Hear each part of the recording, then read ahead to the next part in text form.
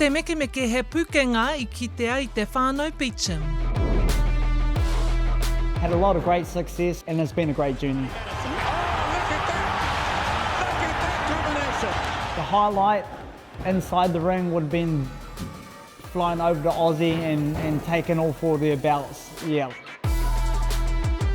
I tīmata Nort the assassin from Siam Beauchamp ki te meke e te kaumawhitu ngā tau ki muri. I riro I ia ngā taitara IBO Oceania e rua me tētahi taitara ao. Kwahli Beauchamp! I tēnei marama, I tautoko ia I tāna tama a Kwahli Beauchamp I tāna tīmatanga mahi ngaio I Thailand, I reira I toa ia I ngā whawhai e rua. After the first fight, I felt more comfortable going into my second fight, and it was a lot better having my dad in my corner, just somebody with me through all the steps.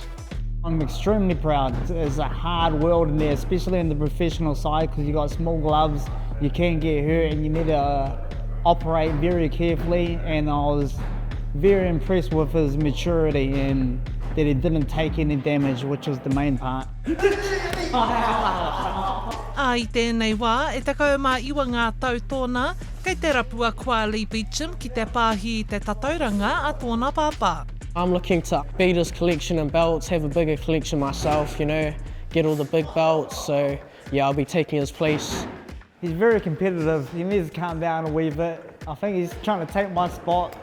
Bit of a Simba Mufasa thing, but yeah. Ka tīmata I te whakawhiki ake I ngā wheako.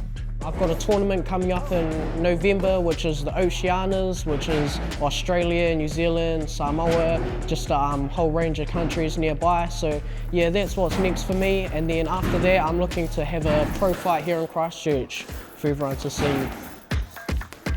Ka tiro whakamua Nort ki tāna whawhai e whai ake nei I runga I te kāri David Naika I te tekau mā whā o he pete mā.